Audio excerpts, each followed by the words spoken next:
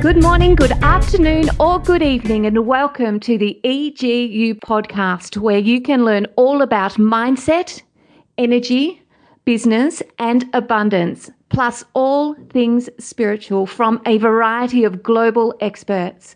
I am Michelle Reinhardt of $1 Million Mindset and founder of Entrepreneurs Globally Unite, delivering incredible value to you, for you.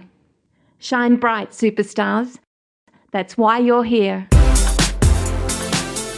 Hello and welcome to You Special One. Today's show is kind of like letting the cat out of the factory as opposed to out of the bag, to show you the diversity of this EGU Abundance Frequency channel and invite you to never miss a week. Today's guest is going to walk us into living in the quantum field of abundance. Melodie Hawkins, it is a great pleasure to meet you face to face. Welcome to the show. Thanks, Michelle. It's nice to meet you face to face also. Yeah, it's been a while. We've been skirting around each other's profiles and following each other and supporting each other. So here we are together. Absolutely. Fantastic. Well, I really hope our listeners are ready to leap into another dimension of who they are. This mastermind may stretch some minds, as today's show will discuss making quantum shifts possible in your thinking. So, folks, grab a pen and paper and turn off your zings and pings for 30 minutes. Quiet your mind and settle in for your intention to connect with us on a very deep level and allow what we've got to share with you to absorb and support you in your lives. To tell you a bit about this lovely lady, Melodie is an author, an energy healer, a hypnotherapist, an empath, an intuitive, and fourth generation sensitive.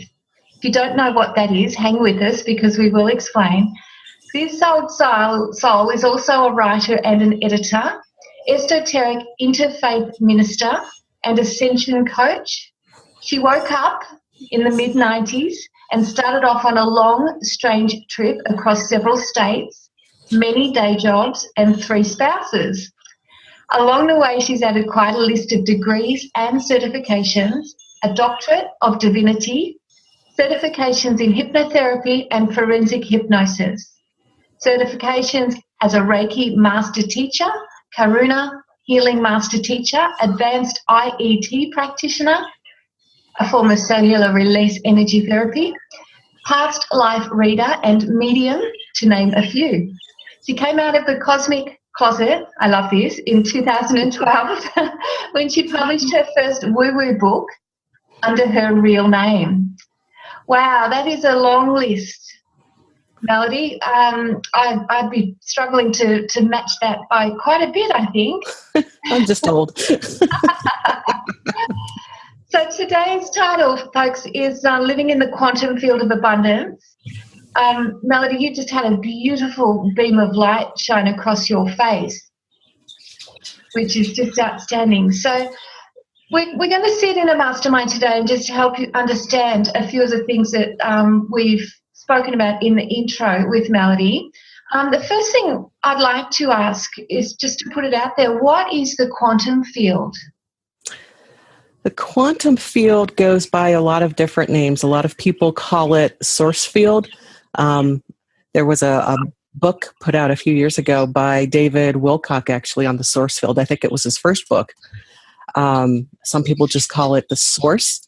A lot of people call it Great Spirit. A lot of people call it God. A lot of people call it the goddess, or the God/goddess, the Godhead, if you will. It has a lot of different names for a lot of different people.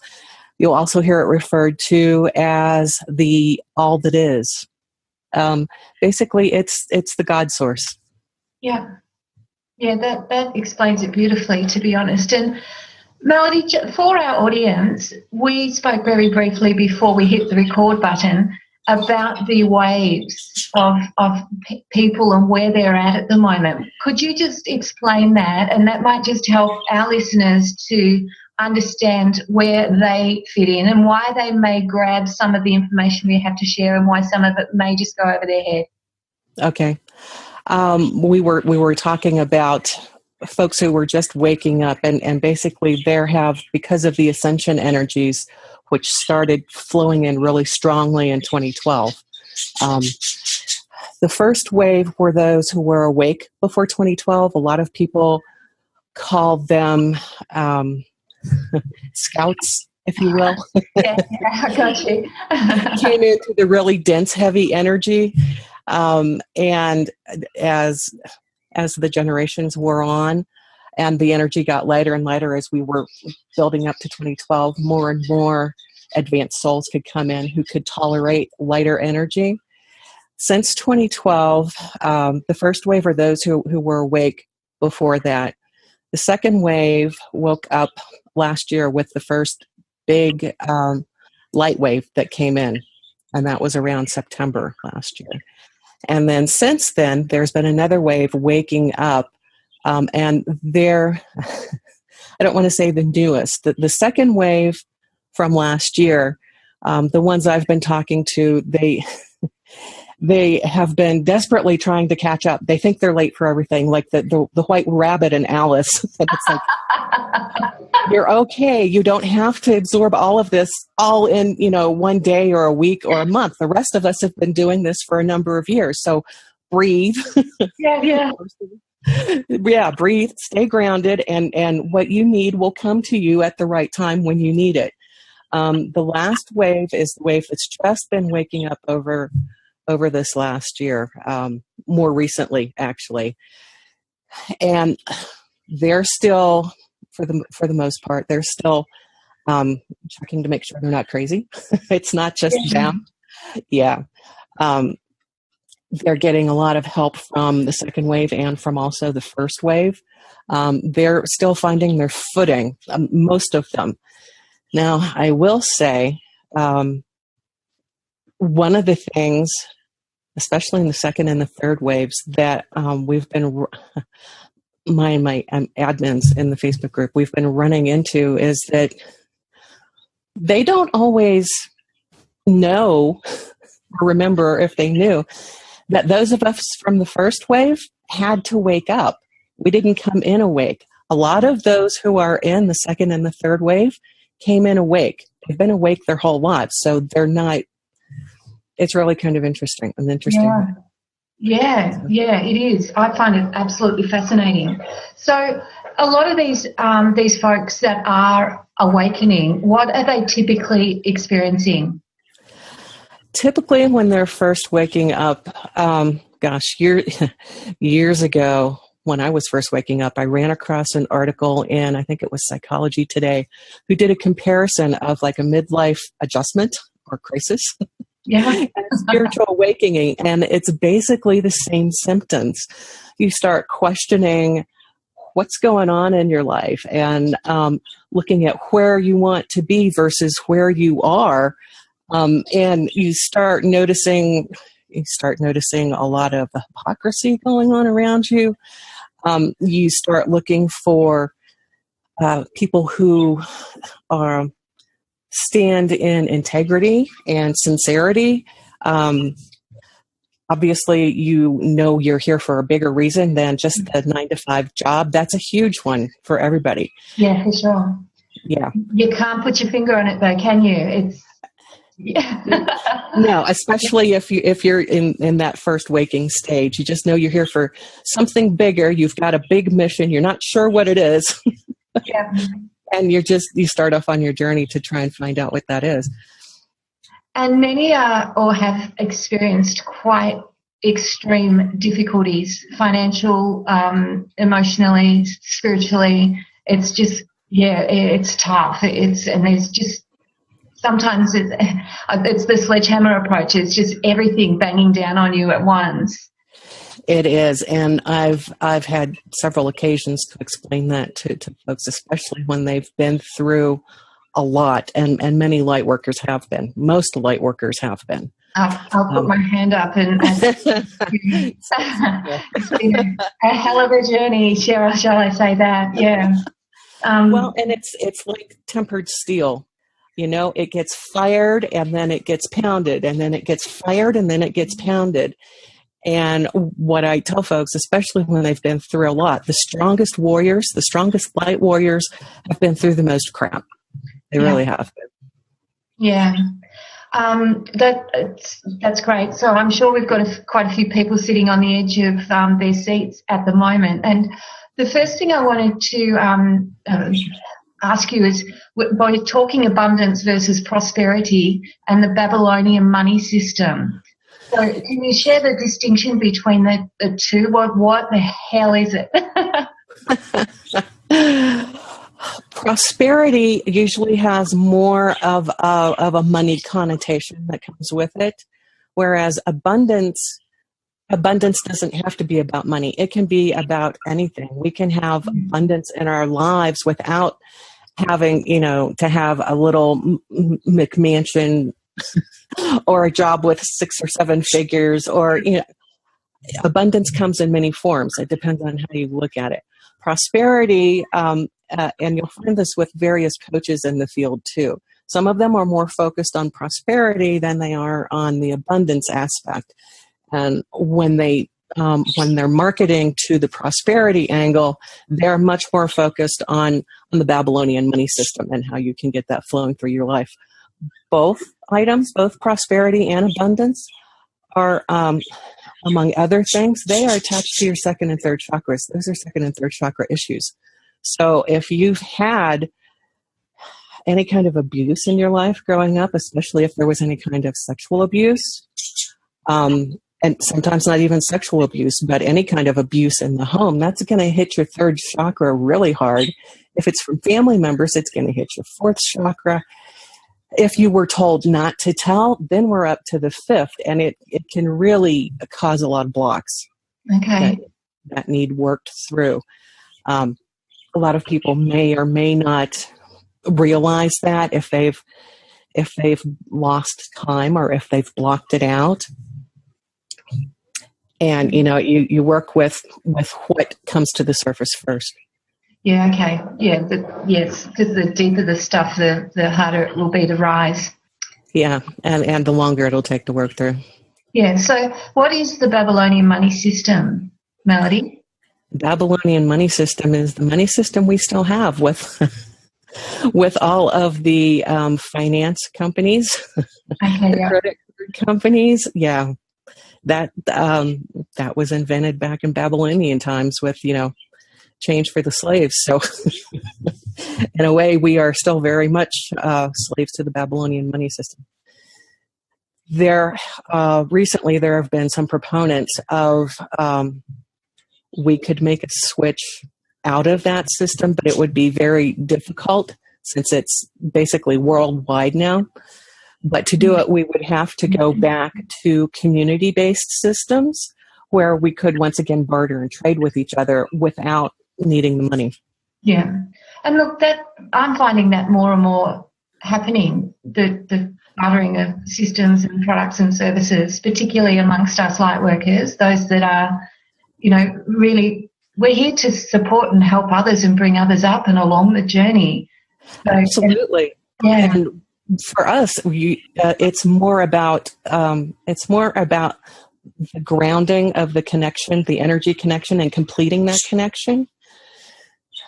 You can use money to do it, but many light workers, especially if they're old souls, ancient and old souls especially, have huge issues around money and having to charge for their services. Yeah, I can. Yeah. And can that be past life issues? Absolutely.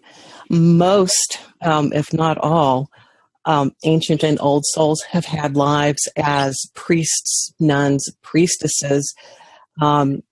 They've been the wise women on the edge of the village, the healers, who never had to charge. The village would take care of them, yes, even if they would burn them later. But they You're telling her. Yeah, you're telling the story of my life. Which one? Yeah. So true. My goodness, far out. So you mentioned the chakra clearing. What does clearing out the second chakra have to do with this? The second chakra is really where prosperity and abundance are centered. So if you've been concentrating on your upper chakras, that's great. If you've been ignoring first chakra issues are basic survival. And again, a lot of times if it was a family member, if there was abuse involved, it would not only go all the way up to your fifth chakra, but it would also include that stabilizing, grounding first chakra, because it's survival.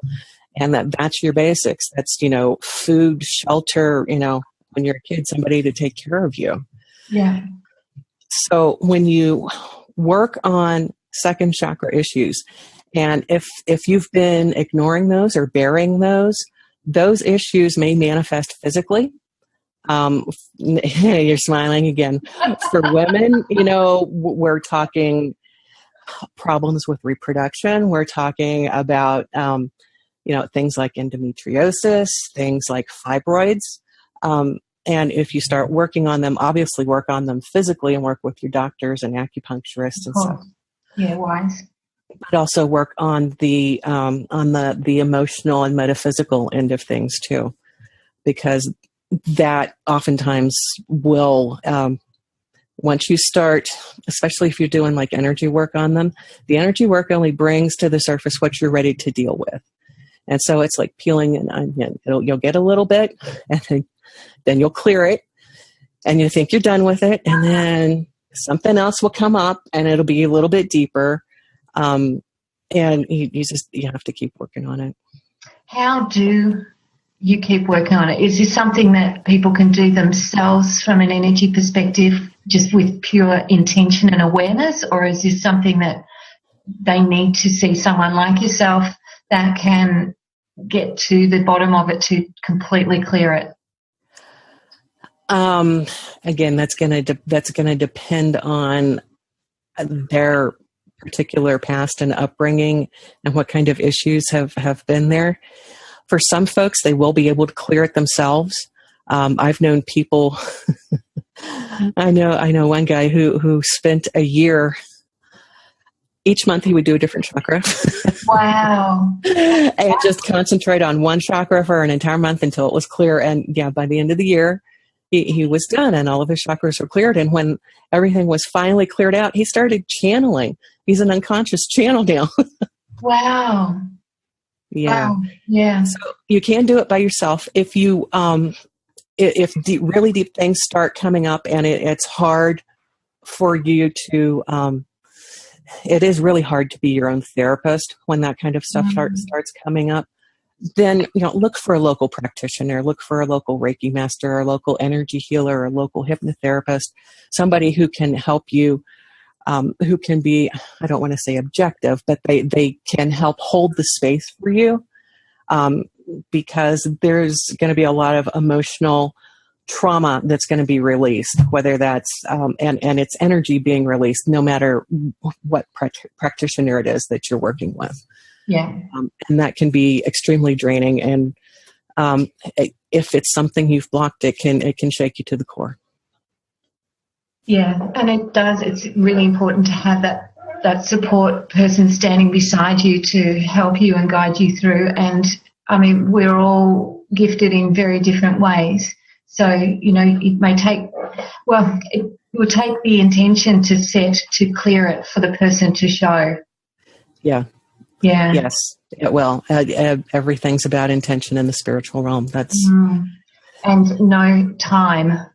It's time's just collapsed, isn't it? We don't have to wait long periods of time now for things to shift and change. It can happen. Oh my goodness, no! With the energies the way they are now, yeah, things are zipping along. Karma is nearly instant, and so if your intention is to get everything cleared, and you need help doing it, someone's going to show up in your life probably within the next week. Yeah, exactly right. And the thing that I find a lot, I'm a therapist myself, I find a lot of people, when they come to me and they are quite lost as well, they're not actually asking for help. Mm-hmm.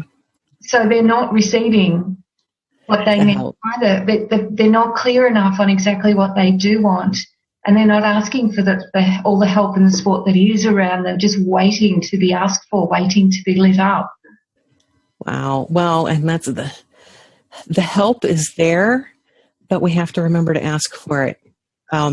Otherwise, we've got the non-interference clause, and it's hands off. If you want to do it yourself, the universe will let you do it yourself, no matter how hard it is. But at the same time, if you want and need help, there's a lot of help available, and all you have to do is ask for it.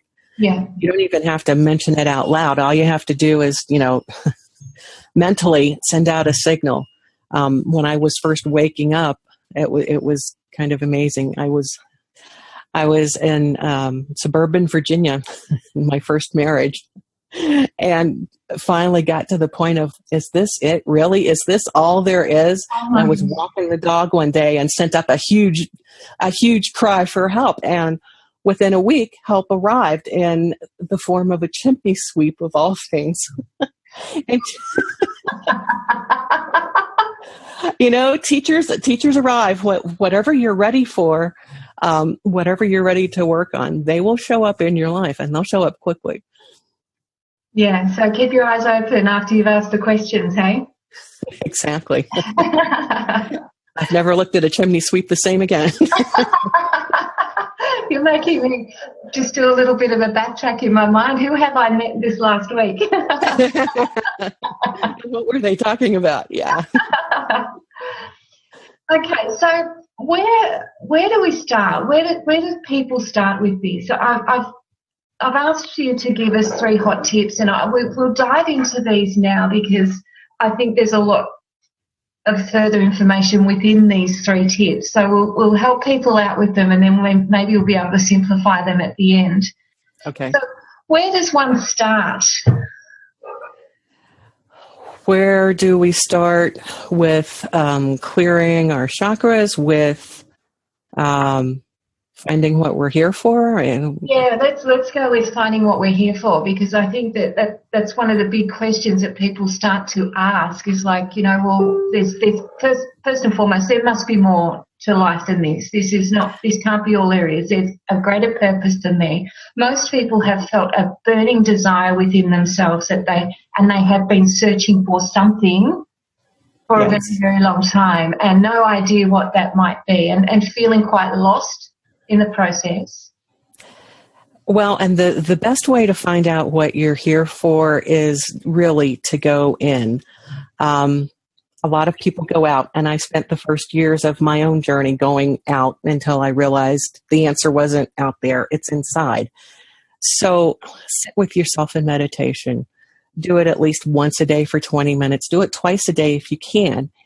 You don't have to, try and connect to the great all that is, the highest level. Really, all you need to do at first is, and even later, all you really need to do is connect to your divine self, your higher self. And that's not very much above where we are right now. The vibration is just a little bit higher. What that connection will do for you, especially if you connect once or twice a day, the more you connect with your divine self and your higher self, the more it's able to physically manifest in your body. Kind of what we're all trying to do is channel our divine selves without ego interference and without, all of the other crap that's gone on getting in the way. When you can get that connection clearer, your divine self, you really don't have to know what the end is, what the goal is, because your divine self knows where you're going. It knows how to get there. It's got the map. All you have to do is trust it. Yeah. How do you do that, Melodie? Like for someone that's never sat in meditation before, that's the thought of sitting still for 20 minutes freaks them out. It has the super busy mind, the questions coming 24/7. How does someone start that process of connection? And when you say that vibration, how do you get from where we are now, sitting in our seats in our human world, to that divine connection? To that higher connection, the higher vibration. Yeah. You can. One of the reasons I ended up in hypnotherapy is because believe it or not, I am very left-brained. The day job's in IT. Oh, right. Gotcha. And for me, self-hypnosis was easier than meditation because I didn't have to try and make my mind, like a glass lake or whatever. Yes. With self-hypnosis, all you really need to do is just be gentle with yourself and refocus on whatever the problem is. And you can do that with meditation too. It doesn't have to be sit and calm the mind and make sure it's empty kind of meditation. Really, the difference between self-hypnosis and meditation is the intent going in. It's the same state. It's the same either alpha waves, which is a really light state of meditation, or theta waves, which is the really deep state of meditation. It's the same brain waves for either one. It's just the intention that's different.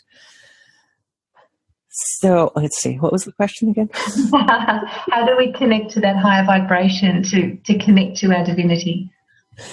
So if you can go into meditation, it doesn't have to be a clear glass lake. You can do a walking meditation. That's easier for some people. That was actually very popular back in the Middle Ages, like walking the labyrinth paths they would do with hedgerows. You can do a walking meditation. If you've got a dog, take the dog for a walk and turn it into a walking meditation for yourself. You can do it in the bathtub, do an Epsom salt bath, which clears your aura and your chakras and your energy field anyway, and just kind of soak in there and go in with the intention of connecting with that divine self. And again, it's all intention.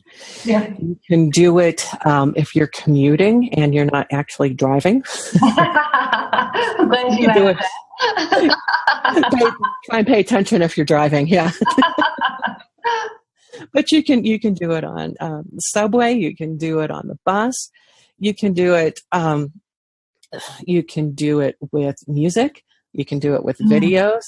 One easy thing to do is to go to YouTube and do a search on meditation videos, and you'll find videos out there that have binaural beats in them, and that's a slightly different sound in each ear. So use your headphones. Yeah. And what those beats do is they actually force the two hemispheres of the brain to sync up. And it literally forces you into a state of meditation or into that relaxed alpha or theta state.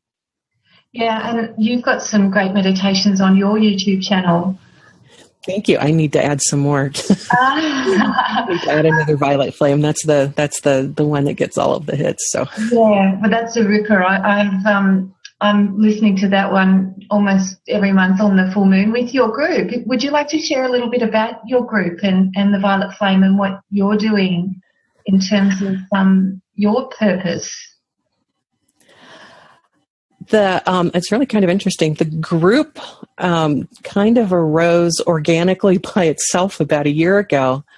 I was an admin for another group in Facebook, and it's actually one of the larger groups now, with 15 administrators and stuff. And it taught me the basics of what goes on behind the scenes in administrating a Facebook group. And what we've tried to do in the one that I started, it was a year ago in July, the end of July. Okay. It was. So it's only about a year old. We've tried to keep it intentionally small. And what we do is it's for folks just waking up. And sometimes if they're not quite ready for us yet, we won't let them in. They need to go to, one of the larger groups, and, bebop around in there for a while and figure out what they're doing and wake up a little bit more. Yeah. But we've tried to keep it free from lower vibration folks, certainly from hackers and from people just marketing and really sucking energy from the group. So we've tried to keep the energy really high. And it's a group atmosphere. It's a safe place. It is a closed group, so only people in the group can see the comments and read the answers and stuff. But we've tried to keep it a safe place for folks who are just waking up and who want to ask questions, Yes. get those questions answered, because everybody has a different, like you said, we all have different gifts and different talents and different skills. We've all had a lot of different experiences waking up and getting to our own, what we're supposed to be doing. Would you like to share the name of the group for those that are looking for that? Oh, sure. It's the Merging Old Souls, Old Souls, Empaths, and Lightworkers. And that's not the order, but... No, it's not. It's not. No, it's one of my favourites. I went through a stage when I was searching madly of being in lots of different groups, and I did a big cull recently and came back to just 10. And I have a group also myself which grew organically and very, very quickly. That's nearly up to 5,000 members in about the same space of time. So I understand what you say about keeping it nice and clean and keeping the riffraff out. Yeah, energetically, yes. Yes, that's exactly right. You get to, and it's a great experience to actually to grow one, because you do learn a lot about energy and a lot about vibration and people in the process. You do. Well, and one of the things the admins and I, got a fly in here. One of the things we learned very quickly, and you probably did too, is that when the group started growing, you'll notice full moons. A lot of people try and come in. Yes. Yes. And the ascension energies go way up and off the charts. A lot of people try and come in. And it's been one of, for all of us behind the scenes, it's been one of the fastest ways to learn how to read people, because you're reading their energy. Reading their energy. Oh, that's a reminder. I have an interview with you, Michelle. Where did you go? I'm here. But yeah, it's been one of the fastest ways to train the admins and myself to learn how to read people and energy and do a fast judgment on where they are energetically. Yeah, exactly right. Now, Melodie, for those that, like yourself, you're still doing a day job, how does one integrate awakening and spiritual evolution into a day job for the average male or female? That's it's a hard one, but it can be done. And it's quite interesting. The job before my current day job, I was actually in a very heavy energy place. It was a government agency as a contractor, and I was there for over 9 years. And I kept looking for a different day job because I really wasn't happy in that environment. But I was one of the few lights actually holding light there, and all light workers will recognize this. People would come up to me and they would unload, they would trust me, they would, vent a lot of their frustration with the work environment or with the relationships or with whatever was going on. And it wasn't until another light worker showed up that a job manifested for me to finally leave that environment and come to another one. So it can be, space, weren't you? And another one had to show up to hold the space. Exactly right. You couldn't leave it vacant. No, couldn't leave it vacant. So I would encourage all of you to look at your day jobs as we've been placed, and certainly not my intention, but the wheels within wheels, the bigger wheels, somebody with a much bigger picture than what I have.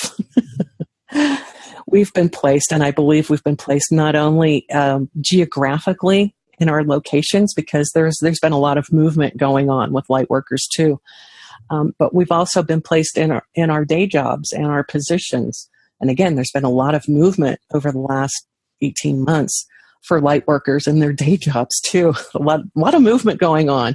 People changing locations, changing jobs, changing. And I truly believe we've been placed in both capacities to hold the light for the different environments. We have an effect on not only other people that we work with, but also other beings, the dogs and the critters in the environment where we are. We have a very calming effect, like I said, and we're a safe place for folks to come and talk and vent and get a little guidance on whatever they're doing. I think in our own small ways, when people start first waking up, we're probably the first person they come to with questions. Yeah, I agree completely. So yeah, it can be done, and just recognizing the fact that this is you're in the right place, and again with the right intention and asking for help, assistance, clarity, whatever that may be. Just keep that line of communication open, and it will unfold. It will, and sometimes it's just as simple as in that morning, if you do a morning meditation before you go out the door, or even on your way to work if you've got a commute, a simple "what do I need to know today" kind of thing can help with your intuition, and it can help with that connection to your divine self, and it can also help you be ready and grounded and centered for whatever you might walk into. Sometimes we're in very stressful, intense environments, and we're the only ones, sending pink loving clouds trying to calm everybody down. I agree. So, Melodie, what would be? Sorry, let me get my question out. Are you taking clients personally? I am. Not a lot because. And your day job? The day job, yes, and I'm doing a few coaching clients on the side, and the group. One of the main administrators, because there are only 5 of us with the group. It's 4,500 folks, but yeah. But yes, I do take clients, and it's a very limited amount. We're full right now, probably until spring, but come spring, then I'll open up again and probably take another 4 or 5 clients. Okay, so if anyone were to need or seek your assistance, you would encourage them to come in through the group? They can come in through the group, or they can email me. It's Melodie at lunawellnesscenter.org. But yeah, those are the easiest ways to get a hold of me. Okay, well, I'll pop all those details in the show notes for folks to connect with you. I'm going to ask you this, and I don't normally do this, but I'm being drawn to ask you. Would you please just sit for a second and just see if there's a message for the people listening to this group that you would like to convey specifically to them?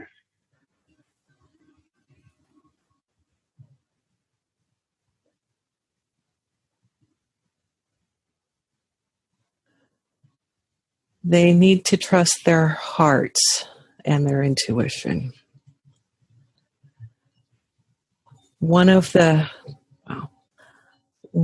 big keys to not only surviving but surfing the ascension energies is staying in your heart space.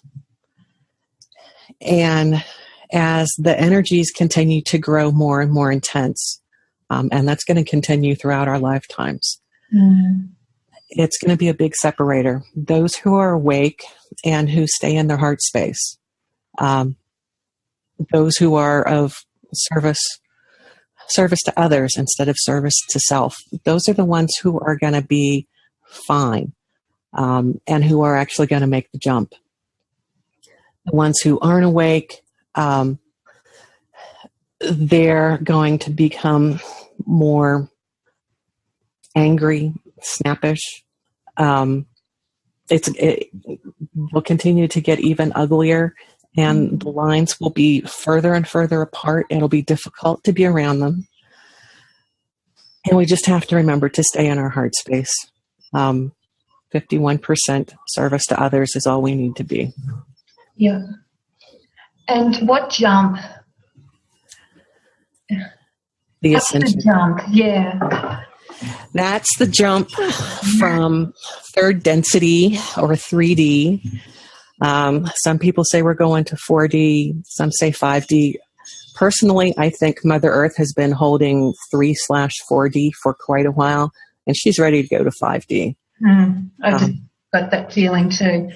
Mm-hmm. She's ready to go to 5D, and we'll be able to handle the energies as they come in. A lot of the ascension energies are coming in through Grandfather Sun.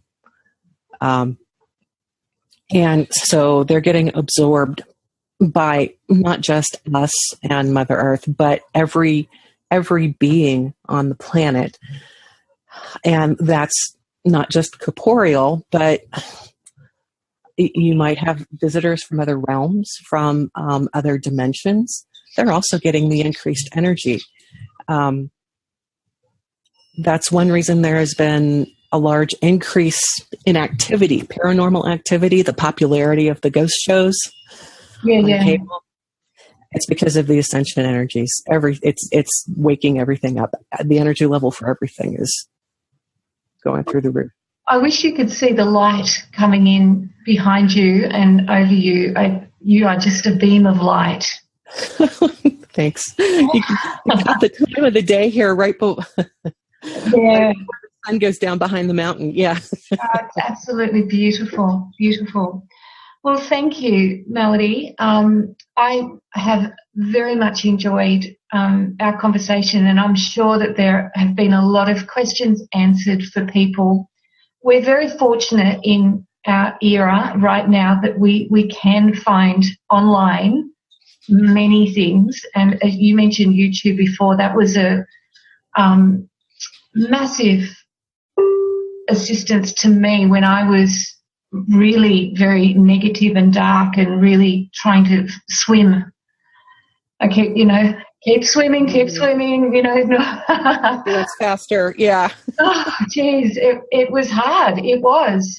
There's no question about that. And there is so much online, and our messages come to us from varying sources as well. You know, when you start to open your eyes. I sat in the car with my daughter yesterday, and it was 11 degrees at 11:11. And my beautiful 13-year-old, she just looked at me and she said, "Wow, the angels are with us, aren't they?" Yes, they are. 11:11 and 2:22. I see that one a lot too. 2:22. Wow. Yeah. Well, and I see fours everywhere. Mm-hmm. Lots of angels. Yeah. In fact, my group sat on 4,444 members for nearly 10 days. I would let a few in, I'd send a few out, it would be back to that number. It was like, okay, I think I better go and investigate these numbers. Just to make sure you got the point. Yeah, that's right. It was not letting me go anywhere until I did, that's for sure. So it can be as easy or as fun as you make it. Would you agree?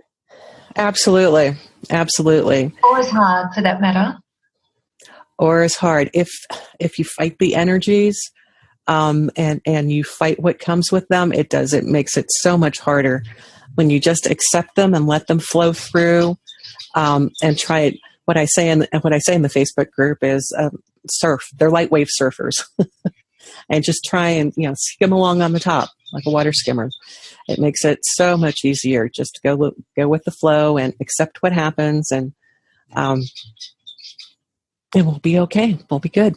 Yeah, and stay in that heart space. And something that I find really useful when I'm working with my clients is just to get them to just think about how they're feeling. If they're feeling light and bright, and it's right.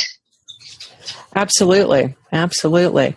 Well, and as folks continue to work on making that connection with their divine selves deeper and bigger and bolder, they'll also start noticing their own verification signals. Where, however those may come in. Maybe it's a shiver, or maybe it's some other signal that they're on the right track, that they're doing what they're supposed to be doing. They're talking with who they're supposed to be doing. Or in my case, when you asked me if I had a message and I started talking, I was getting yes. That's what you're, yes. Exactly. Yeah, and that's why I asked, because I was getting the message to ask that of you, because I felt that there was something that needed to be said. Yeah. Exactly right. Now, finally, can you please tell us about your book?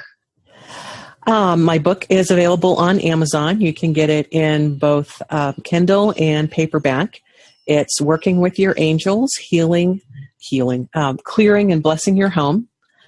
And it gives basic instructions for you on how to clear the energies in your house, how to set up a crystal grid around the edge of your property and inside the house, and tells you how to make your own holy water, goes through some basics with different incenses and what you can use there, along with, basically sage. Also brings in some, if you're trained in Reiki, it uses, the Reiki power symbol. You can use that. Goes through a lot of different things so that you can go through and clear your house and set up a perimeter, basically set up a bubble where you can keep your energies clear and high. So that whatever is going on in the neighborhood won't come in and mess with you. Yeah, fantastic. And that is hugely important too, because if our energy is very dense and others around us are very, and really often when we are stepping up, there are many people that we need to think about leaving behind. It does happen.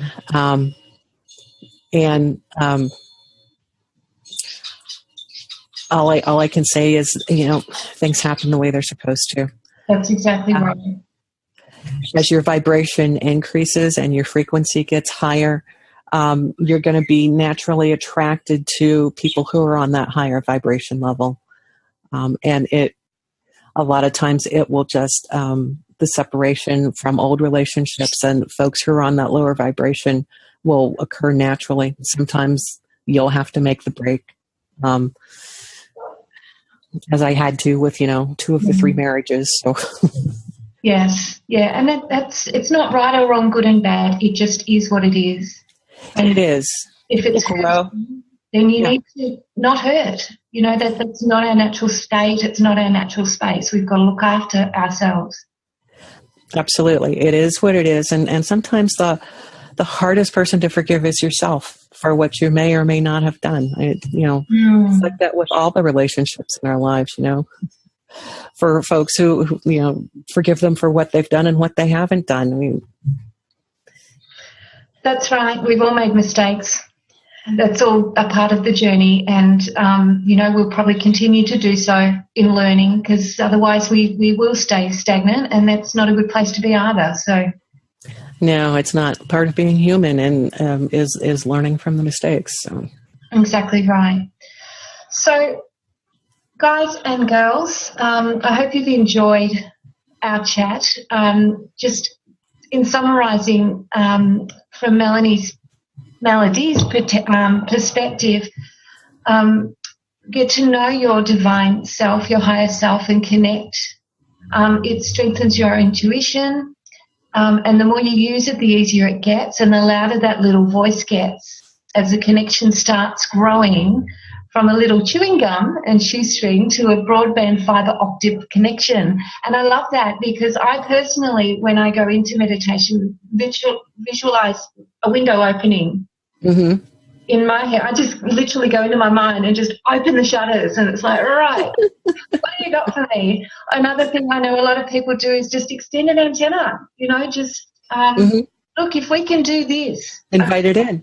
Across the world to each other with we've had a few unstable moments, but I suspect that always happens with high vibrations anyway. But if we can do this, why can't we do it with our divine self? We're closer. Absolutely. Your divine self is with you every day, usually, just hovering right up here. Yeah, exactly right. So just open that connection and step into your greatness, your personal power, and allow things to just be so much easier and nicer and more joyful and happier. It's a much better place to be, that's for sure. It certainly is. It's so much easier when you let it happen and don't fight it. Mm. And the second point was to meditate daily, 20 minutes, morning or night, whichever works for you. I am with the walkers. I'm much better out in nature. Mm-hmm. I still, obviously, I sit quiet and just sit in stillness. And once you can master that stillness, again, things become much clearer. So if you can't find 20 minutes a day, you're not looking hard enough. And there's definitely there, because there's plenty of times where, as you say, sitting in the car, not driving, but waiting in, doctors' clinics or wherever we might be. So there's plenty of space that you can find. And the third point was to clear out the crap of our second and third chakra, and be mindful that if you do start uncovering past trauma, find yourself a local healer and that you trust to work with to help you clear it and release the energy around it. It may take a while, but it may also involve other chakras. Remember, it's a bit like peeling an onion sometimes. And if you need help, ask, set your intention very clearly and ask for it. It will be there for you. Absolutely. Help is always there. Just remember to ask. Yeah, fantastic. So in our show notes, folks, you can find Melodie Hawkins in her group as well on Facebook. If you have trouble finding her, find me at Entrepreneurs Globally Unite, and I'll be able to tap you into Melodie and her amazing group. It's Emerging Light Workers. Yes. Yes. Emerging light workers, empaths, old souls. It's quite a little list. Yeah, it is, and it's self-explanatory in the title.